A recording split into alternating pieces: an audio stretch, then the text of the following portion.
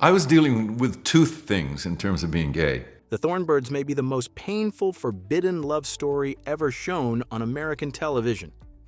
But believe me, what happened in the film still was not as painful as the real lives of the people who acted in it. The man who made millions of women fall in love with him as Father Ralph was actually gay. Rachel Ward, the Meggie we were once crazy about, was picked apart by the internet just for daring to grow old and not look as beautiful as she did back then. Barbara Stanwyck carried a childhood of abandonment and marriages full of alcohol, and Mare Winningham had to endure the most painful tragedy a mother can face. Today we're looking back at 10 faces that kept audiences glued to the screen in 1983. Some have passed away. Some almost disappeared from Hollywood. And don't leave too soon, because at the end of the video, I'll open the behind-the-scenes box the Thornbirds buried for 43 years and reveal the 5 most interesting facts. Ready number 1, Richard Chamberlain as Father Ralph de Bricassard. Let's start with Richard Chamberlain, the dream man of millions of American women who still had to hide the fact that he was gay. Born in 1934 in Los Angeles, Chamberlain was 49 when the Thornbirds premiered in 1983. Before that, America already knew him from Dr. Kildare, then Shogun. But Father Ralph did something different. At an age when many TV leading men had already started being pushed into father roles, boss roles, or the role of the guy who used to be famous, Chamberlain got one of the most seductive roles of his life. The Thornbirds did not make him famous for the first time, it stamped him into memory forever. The movie averaged a 41 rating and 59 share across 4 nights of broadcast, second only to Roots in the history of American miniseries at that time. The role of Father Ralph helped him win a Golden Globe in 1984, receive an Emmy nomination, and strengthen his title as the king of the miniseries.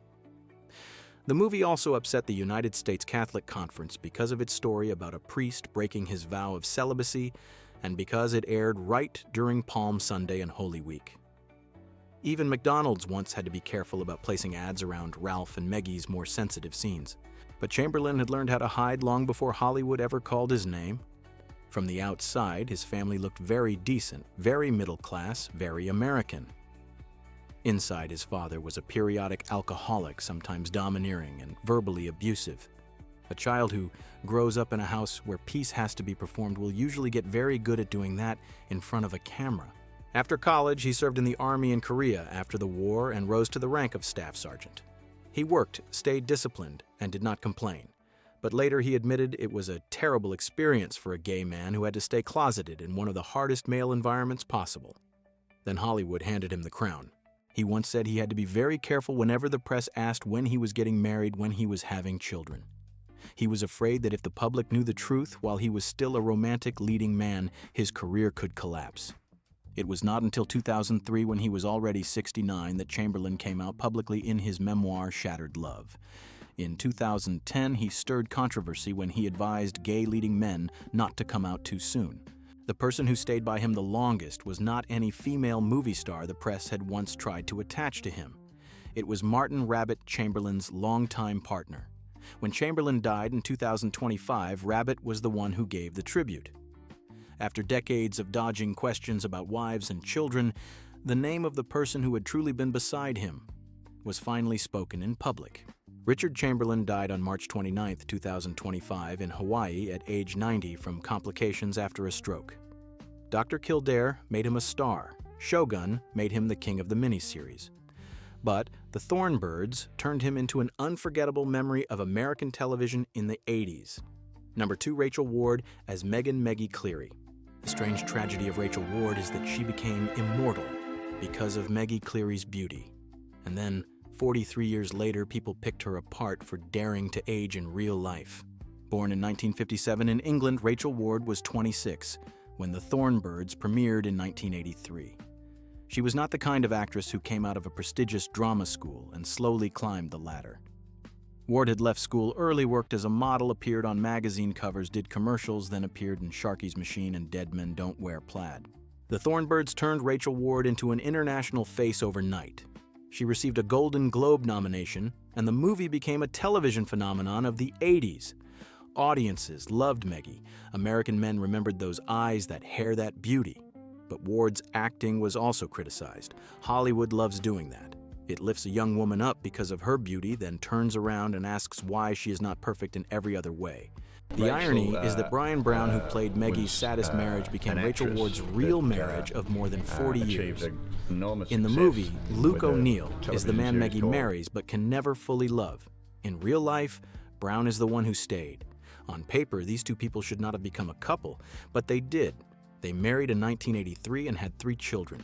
Ward did not stand around waiting for Hollywood to decide when she was no longer beautiful. She moved to Australia, studied communication at the University of Technology, Sydney, then wrote, directed, and made films. Beautiful Kate showed that she was not just a face in front of the camera. She wanted to tell stories herself. Later, her life moved even farther away from the red carpet. The farm farmed through regenerative agriculture and the documentary Rachel's Farm, where she talks about land, climate, food, family, and the future of her grandchildren. In early 2026, Rachel Ward was dragged back into the news because of her appearance at age 68 in a farm video. Short gray hair, gold-framed glasses, no makeup, no attempt to perform 1983 again. People criticized her for looking old and asked why she had not done anything to look younger. Ward answered very calmly, "Do not be afraid of old age. Your 60s are a wonderful stage. She feels more fulfilled than ever, and she does not regret the youth or beauty that is past."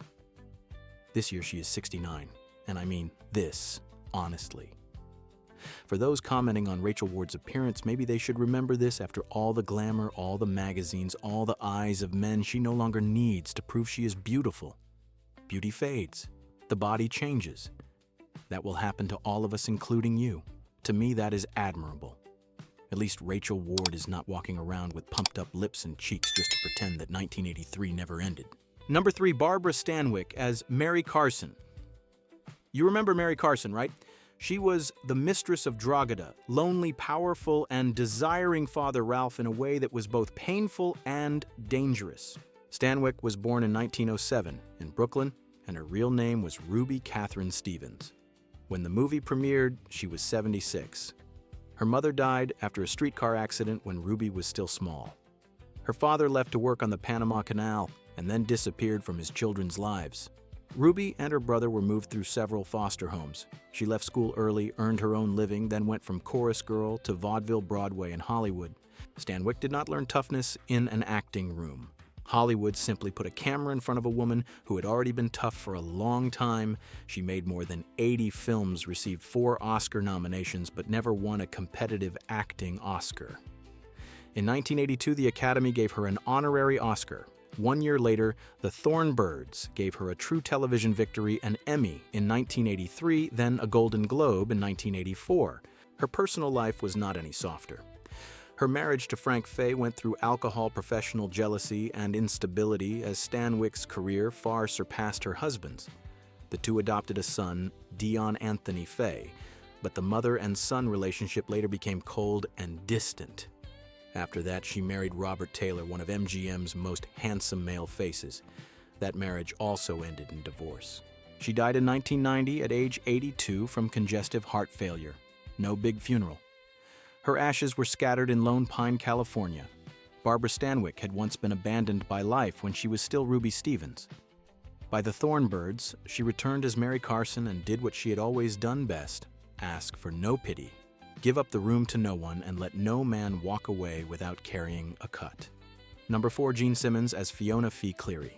Born in 1929 in London, Simmons was 54 when the movie premiered in 1983. Before that, she had already had the kind of career many actors could only dream of: Great Expectations, Hamlet Guys, and Dahl's Elmer Gantry Spartacus. She had once been one of the most beautiful faces of British cinema to cross over into Hollywood. But Fee Cleary did not need that beauty. Fee needed a woman who knew how to keep pain behind a calm face, and Simmons did that very coldly. In the movie, Fee is Maggie's mother, Patty Cleary's wife. She is not the kind of mother who hugs her child, wipes away tears, and says sweet things so the audience can feel comfortable.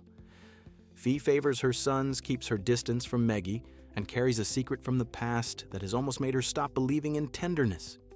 She hurts people not by yelling, but through silence, through her eyes, through sentences that sound like all the warmth has been drained out of them.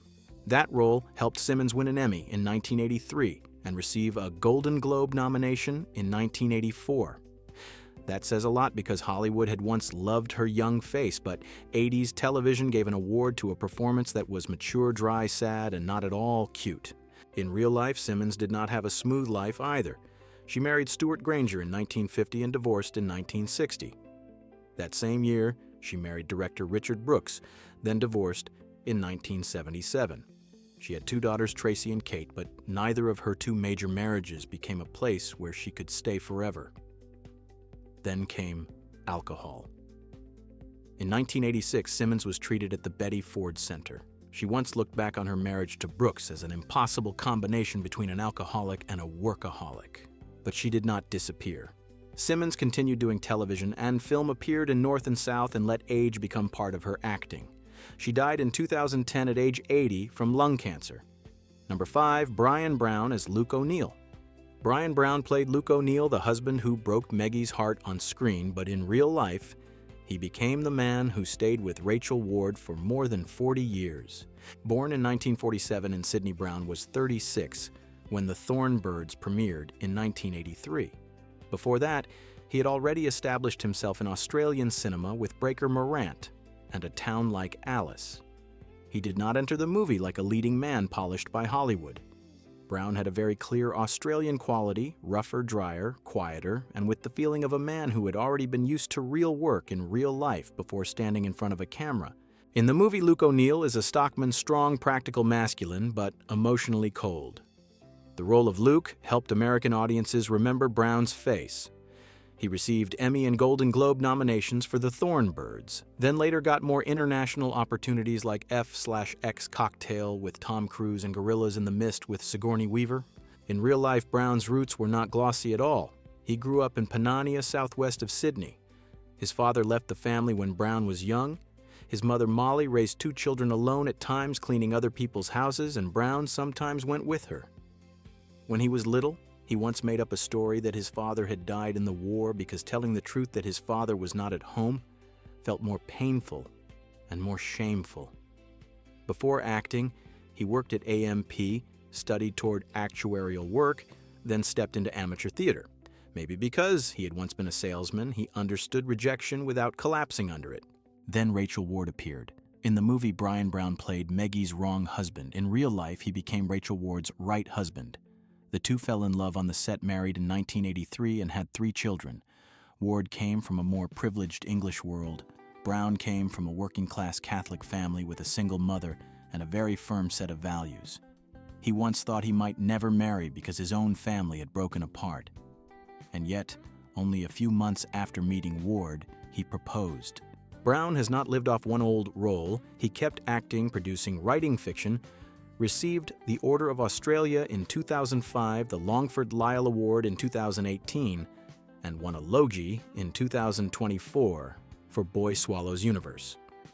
This year he is 79, still working, still writing, still beside his family. Luke O'Neill made Maggie lonely.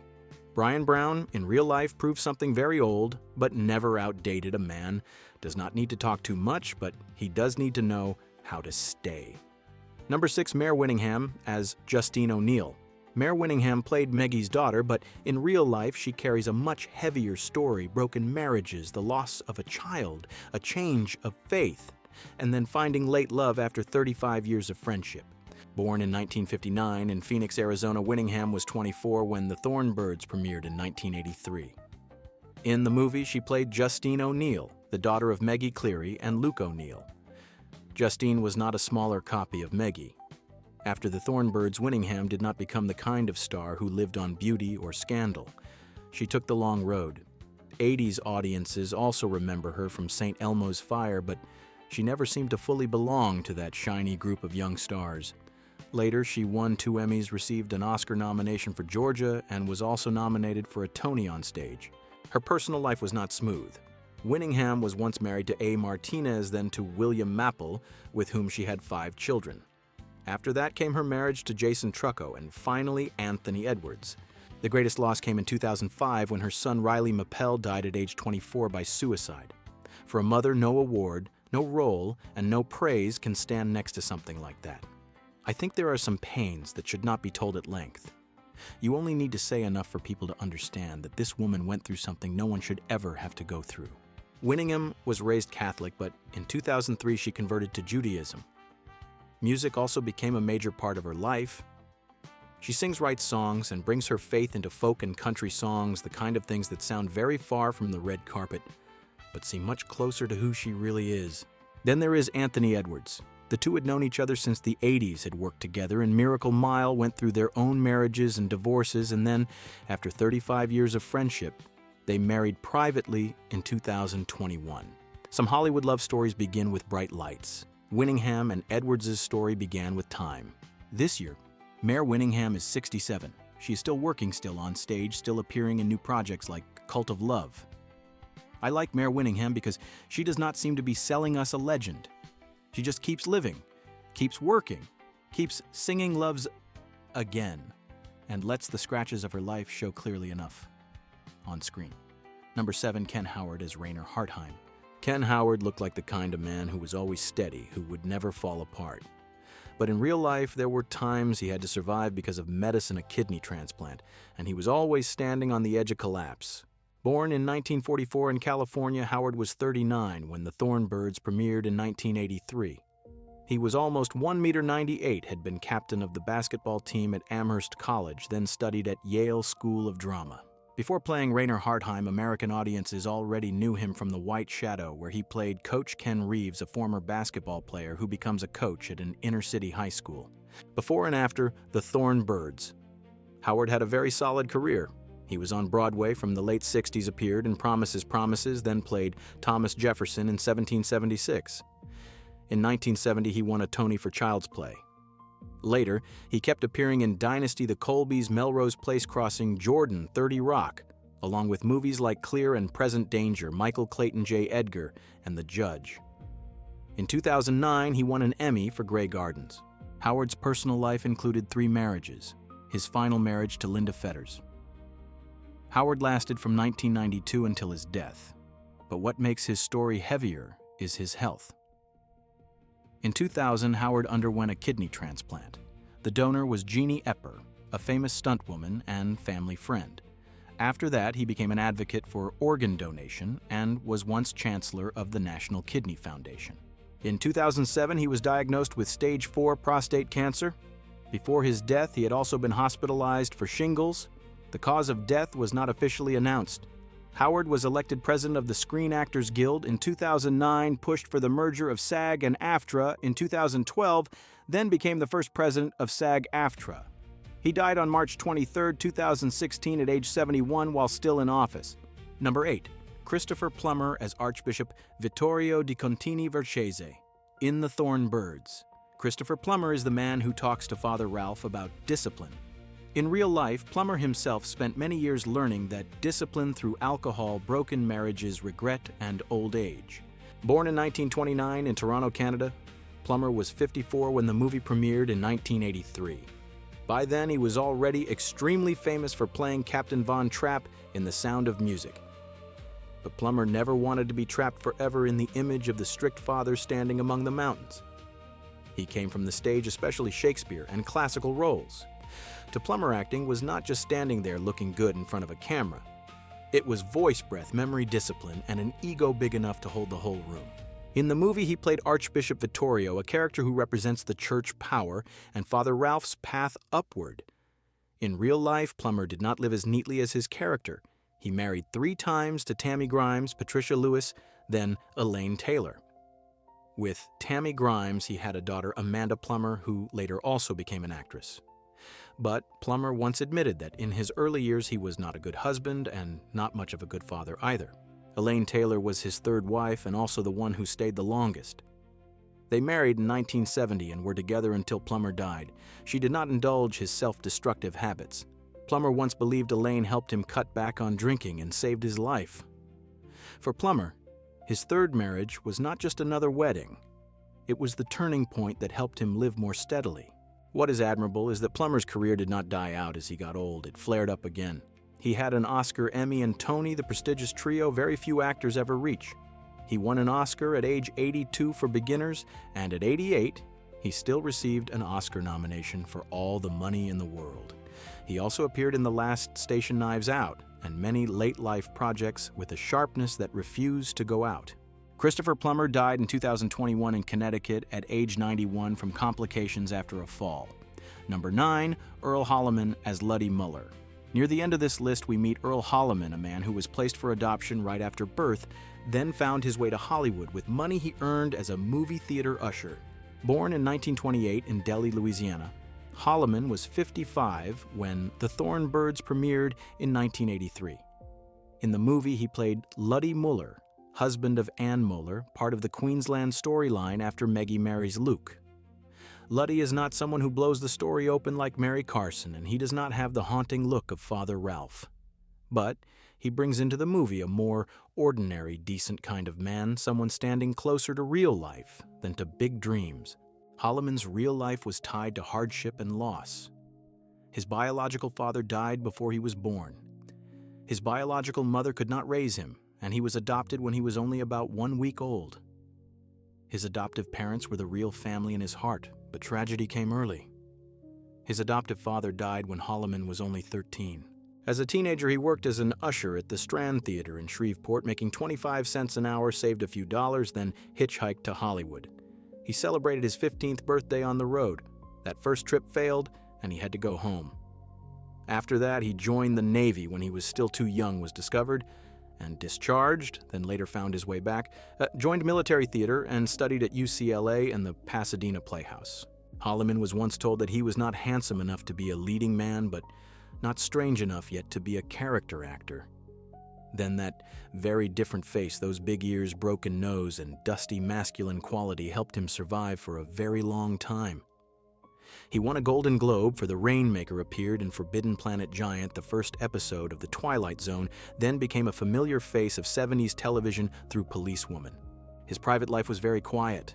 When Holliman died in 2024 at age 96 in Studio City, the person who confirmed the news was Craig Curtis, his husband. For a male actor from old Hollywood, that silence says a lot about an entire era. He also spent many years working for animal rights, and once served as president of Actors and Others for Animals.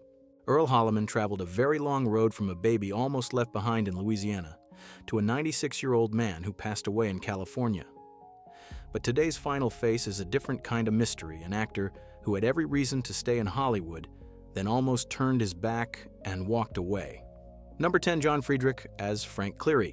What happens to a young actor who is right near the top, appearing in one of the biggest miniseries of the 80s, and then almost leaves Hollywood? Born in 1958 in Los Angeles, Friedrich was 25 when the movie premiered in 1983. In the movie, he played Frank Cleary Maggie's older brother and one of Fee's deepest wounds. Friedrich started acting very young. At 16, he had already appeared in Beretta with Robert Blake. Work came so quickly that he once thought about Yale, but then skipped college because roles kept coming to him. Later, Friedrich himself said he regretted that because with more education underneath him, maybe he would have lasted longer in the profession. Before the Thornbirds, he had already appeared in Thank God It's Friday, The Wanderers, Fast Walking, then The Final Terror with Rachel Ward and Daryl Hannah. He was not some unknown face pulled into a big miniseries just to fill out the cast. He was the kind of young actor with energy edges and the feeling that he still had a lot of roads ahead. The role of Frank was originally offered to Brad Davis, the star of Midnight Express and Friedrich's close friend. Davis turned it down and said Friedrich was a better fit. That was a huge turn. Friedrich later remembered the Thornbirds as feeling like he had finally gotten to sit inside a Ferrari because he got to work beside Richard Chamberlain, Barbara Stanwyck, Gene Simmons, and a whole cast of heavy hitters. Then he left. After the Thornbirds and The Final Terror, Friedrich almost withdrew from Hollywood. He moved to New Mexico, started a family, worked as a financial advisor, and lived much more privately. No tragic death, no major scandal. Just a door closing. In 2007, he appeared again at the University of Hawaii and talked about acting as a chapter that was still unfinished. After that, he became quiet again. John Friedrich closes today's list in a very strange way, not with glory, but with a question mark. After Richard Chamberlain, Rachel Ward, Barbara Stanwyck, Gene Simmons, Brian Brown, and then quieter faces like Earl Holliman and John Friedrich, we have gone through everything fame hiding, illness, marriage loss, and even people who almost stepped out of Hollywood while audiences still remembered their faces. If we stopped here, the story would feel a little heavy. So, before leaving Drogheda, I want to change the tone a little. Not another tragedy. Just 5 small stories, a little more fun, a little warmer for anyone who still keeps the classic 1983 version in their heart. The first story is exactly the kind of thing only Barbara Stanwyck could pull off. The woman was already over 70, playing an old bitter mistress of a great estate, and yet the makeup team still had to make her look older. I do not know what you call that, but I call it the final victory of old Hollywood. Then there is this fun question. Imagine another world where Jane Seymour is Maggie Cleary. Not bad at all, right? Michelle Pfeiffer was once in the race. Jane Seymour also got very far, and the producers were reportedly more impressed by her acting. But they felt Seymour was too strong. Maggie needed someone who made the audience believe that love, family, and fate could bruise her. Rachel Ward had exactly that fragile quality. And with just one casting choice like that, television history turned in a different direction. I know we already talked about Rachel Ward and Brian Brown, but I still want to leave it in this final little gift because after so much pain, on-screen fans deserve one real love story so they can breathe a little. In the movie, Luke is Maggie's wrong marriage. In real life, Brian Brown became Rachel Ward's right man. They fell in love on the set, married in 1983, and had 3 children. The movie broke viewers' hearts, but at least behind the scenes it gave us a much nicer ending. A detail fewer people remember is that Lynn Friedrich also badly wanted the role of Maggie Cleary. She did not just sit there waiting for the phone to ring. She really campaigned for it, even dyeing her hair red to look closer to the image of Maggie. I always like details like this because they remind us that classic roles do not fall out of the sky. Someone changed her hair, changed her image, tried to walk into the casting room hoping her life would turn a corner. But in the end, the producers still chose Rachel Ward because they wanted a younger, softer, more breakable Maggie. And the final detail is the kind of story you only get with the big miniseries of that era. Director Daryl Duke was reportedly almost fired for going over budget and being too patient with the actors. Honestly, I absolutely loved The Thornbirds when it premiered in 1983. I could watch it over and over without getting tired of it. It was so forbidden, so romantic, and so big in a way television rarely manages anymore. 43 years have passed, many faces have grown older, many people have left us, but the 1983 version still has its own spell. Maybe through today's eyes, a few scenes may feel very melodramatic, very 80s, but that is also exactly its soul. If you want me to dig into North and South, the 1980 version of Shogun, Lonesome Dove Dallas, or Dynasty, next leave the movie or show title below. And if you enjoy behind the scenes, stories like this, subscribe to Weird Movie Secrets. Thank you for coming back to Drogheda with me.